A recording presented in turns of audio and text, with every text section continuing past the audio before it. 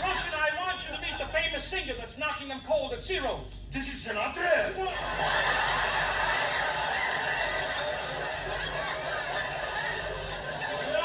No. John, please tell him who you are. I'm Sablon. I'm Jean Sablon. I can see you're not John's other wife. Russian, Mr. Sablon has recently come here from Paris. That's my hometown. Mr. Sabloni. Sablon. Why do you care? You're making a living.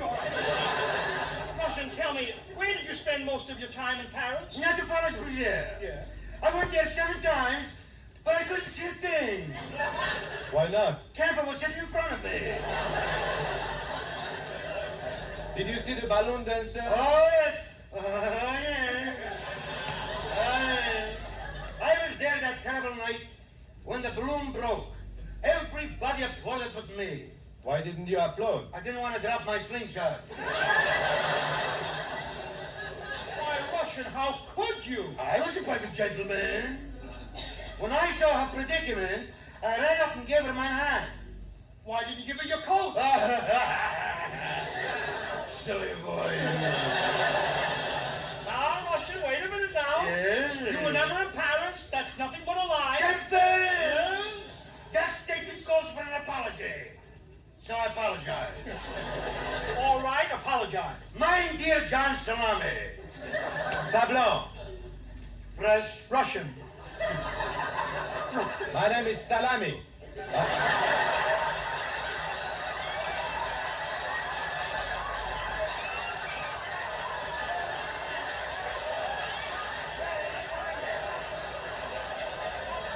I'm in Sablon. What can you expect from a foreigner? Russian, you are nothing but an imposter. You have insulted me, monsieur. And I challenge you to a duel. Choose your weapons. Very well. Shotguns at 4 paces. Okay. Shotguns at 4 paces. I'll meet you in Griffith Park at 4 a.m. And if I'm not there at exactly 4 o'clock, Yes? start without me.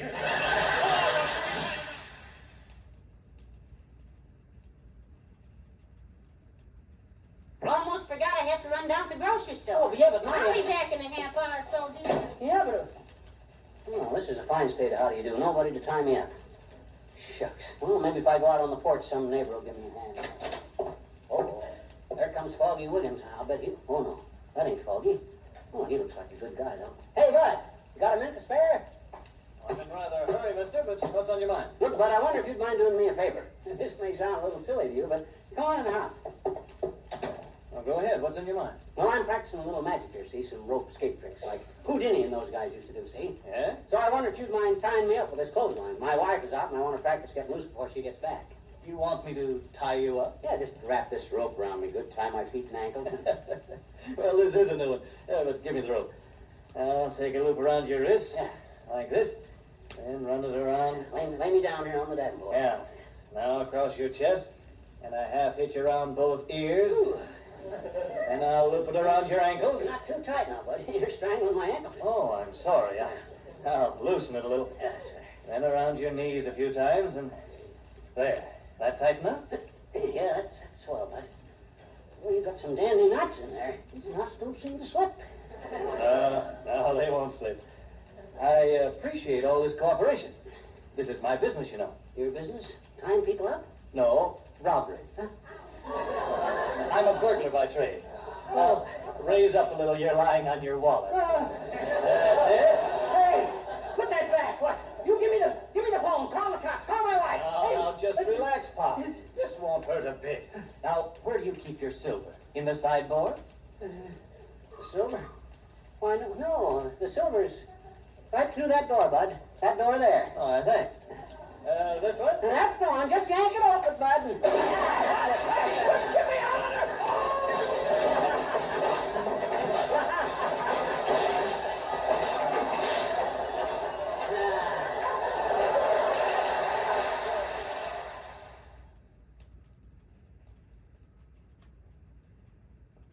Hey, Abbott. What do you want, Hello, Costello? Abbott. I understand understand that you're going to be the manager of the Lou Costello Junior Youth Foundation baseball team. Yes, we just organized the thing. Oh, you did? Sure. Well, I'd like to play on the team myself. You know, I know something about baseball. Well, that would be accomplished. Well, I'd like to know some of the guys' names on the team, so when I meet them on the street or in the ballpark, I'll be able to say hello to them. Why, surely I'll introduce you to the boys. But you know, strange as they seem, they give these ball players nowadays very peculiar names. You mean funny names? Nicknames, pet names, like Dizzy Dean, and Spell it Daffy? Daffy Dean, I'm and their French cousin. French cousin. Goofy. Goofy. Well, now, let's see. We have on the bags, we have who's on first, what's on second, I don't know who's on third. That's what I want to find out. What silly name? I say who's on first, what's on second, I don't know who's on third. Are you the manager? Yes. You know the fellow's name? Well, I should. Well, then who's on first? Yeah. I mean the fellow's name. That's it. That's who? Yeah. Well, go ahead and tell me. Who? The guy on first. Who? The first baseman. Who? Have you got a first baseman? Who is on first? I'm asking you who's on first. That's the man's name. That's whose name? Yeah. Now tell me who's on first. That's right. I want to know what's the guy's name on first base. No, what's on second I'm base? not asking you who's on second. Who is on first? I don't know. He's on third. Now, we're not mentioning third. Now, let's get together. How did I get on third base? You happen to mention his name. If I mention a third baseman's name, who did I say is playing third base? No, who is playing first? I'm not asking you who's on first. Who is on I'm first? asking you what's the guy's name on third. What is on second? Who's on second? Who's on first? I don't know. He's on There third. I go, back on third again. I can't change their name. You got a first baseman? When Absolutely. you pay him off every month, who gets the money? Every dollar of it. Why not? The man's entitled to it. Who is? Yes. So who gets it? Sure he does. The left fielder's name? Why? Because. Oh, he's center field. Now, you know these players as well as I do. You got a catcher? Surely. The catcher's name. Today. Today, and tomorrow's pitching. Now you've got it. Now I've got it. I don't even look. Oh, we got it a couple of days on it. I can't help that. A couple of Don't days. get excited now. Who's getting Take excited? it easy. Take it easy. You know, I'm a pretty good catcher myself. Tell me. Now I'll pitch today myself. all I'm gonna right. catch. And tomorrow's pitching on the team. Yes. Now, tomorrow throws the ball and the guy up bunts the ball. Yes. Now when he bunts the ball, me being a good catcher, I want to throw the guy out of first base. So I pick up the ball and throw it to who? Now, that's the first thing you've said right. I don't even know what I'm talking about. Well, that's all you have to do. It's to throw the ball to first base. Yes. Now who's got it? Naturally. If I throw the ball to first base, somebody's got to get it. Yes. Now who's got it? Naturally.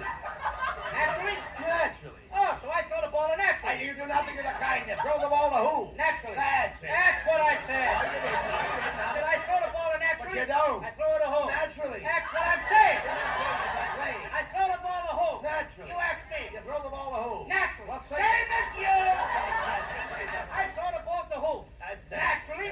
Now, whoever it is drops the ball, so the guy runs to second. Yes. Who picks up the ball and throws it to what? What throws it to I don't know. I don't know, throws it back to tomorrow. Triple play. Yes. Another guy gets up and it's a long fly ball to be caught. Why? I don't know. He's on third, and I don't give a darn. What'd you say? I said, I don't give a darn. Oh, that's our shortstop.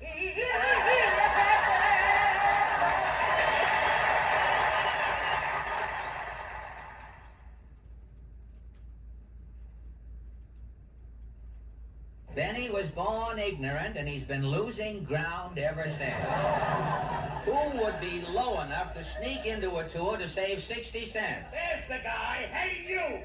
Who, me? Jack, how can you be so cheap? All right, go ahead. Be like the other radio comedians. Tell some cheap joke. I won't even eat in the sun. My shadow might ask me for a bite.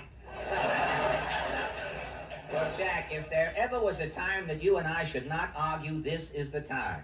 What do you mean this is the time? Well, haven't you heard? A lot of the radio programs that have been on for many years have been canceled. By the way, you finished tonight, didn't you? Yes, sirree. Tonight was my last show of the season. Did your sponsor mention anything about your program coming back in October? Well, no, Fred, but we have a mutual understanding. You see, we always sort of take it for granted. Oh. The season ends, the sponsor shakes hands with me, and then we yipe. Jack, what's wrong? Tonight he didn't shake hands.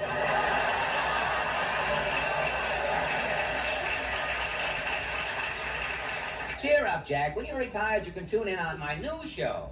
New show? People don't want entertainment today. A radio show has to give away things. Nylons, ice boxes, automobiles. You mean to stay on the air, you have to give things away? Yeah. I'll die first.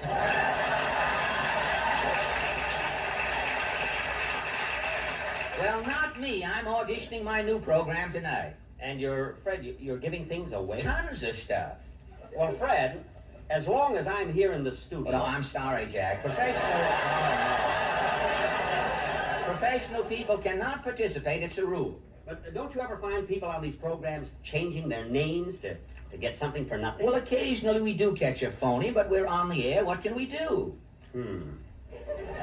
Allen, we're ready for your audition. I'll run along, Fred. So long. So long, Jack. Giving away things for nothing. Well, all right, let's try out my new show. Here he is, the man who will change one of you nobodies into king for a day, the old kingmaker himself, Fred Allen. Thank you, thank you. And here is our first eager contestant. Your name, sir? Myron Proudfoot. Myron Proudfoot. You look like a chap I know. I'm not interested in your friends. Start giving things away, brother. Now, don't get sarcastic, Mr. Proudleg. The name is Proudfoot, and make with the question. All right. Who is the 6th President of the United States? John Quincy Adams. John Quincy Adams is correct, and Mr. Myron Proudfoot is king for a day. Well, Your Majesty, how do you feel? Never mind how I feel. What do I get? Immediately after this program, Your Majesty will be guest of honor at a banquet at Hamburger Heaven. Tomorrow night, in your ermine robe, you will be whisked by bicycle to Orange, New Jersey, where you will be the judge in a chicken cleaning contest. I'm king for a day.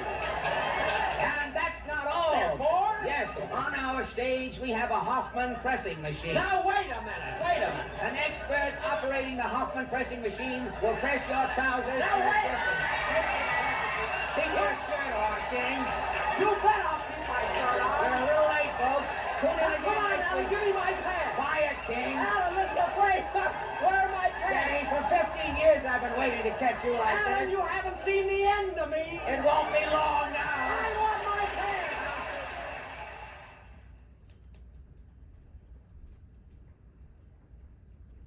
Figaro.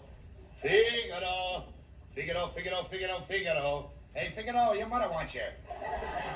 Jackie, why don't you spare yourself some grief? Stay away from opera. You're more the jukebox type. Jukebox? Never mention jukebox to me. Why not? Sit down, and I'll tell you. It was in a cocktail lounge of Park Avenue's most fashionable restaurant that I first fell in love. There she was, standing in the corner. Her lights were on. Her discs were revolving. I looked at her and she turned green. Purple, yellow, all the colors of the rainbow dashed through her neon veins. I had never seen such a beautiful jukebox. She was dynamic, electric, orthophonic. Entranced, I walked over, put a nickel in her, and she played the song that was to become our song. Bessie Me Mucho. It was the beginning of a tragic romance. Night after night, it was just Juke and I and Bessie Me Mucho. Bessie Me Mucho, Bessie Me Mucho. I just couldn't get enough of her Bessie Me Mucho.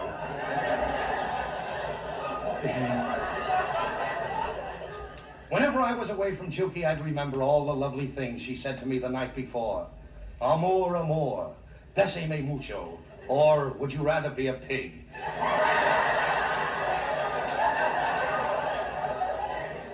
Then, one awful night it happened.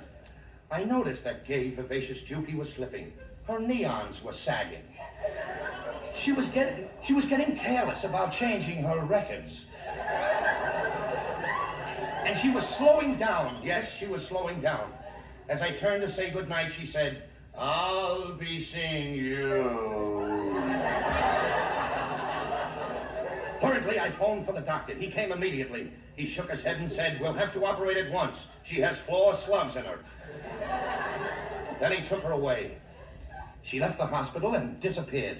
I searched for her in candy stores, bingo parlors, pool rooms, delicatessens. Then one day I heard she was working in McGillicuddy Saloon. I rushed down to find her. I walked in and my heart stood still. There was a big crowd around her. I realized immediately something was wrong. I pushed my way through the crowd and said, "Give her air." There she was on the barroom floor, an old slut. How she had changed. There were circles under her eyes where people had set down wet glasses. I picked her up in my arms. I put a nickel in her, but nothing happened. I shook her. "Speak to me," I cried. "Speak to me." Her lights had gone out. She was just an empty shell. She had no motor to guide her.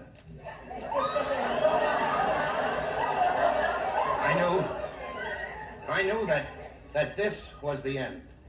She smiled tenderly and replied, "Goodbye, Jerky."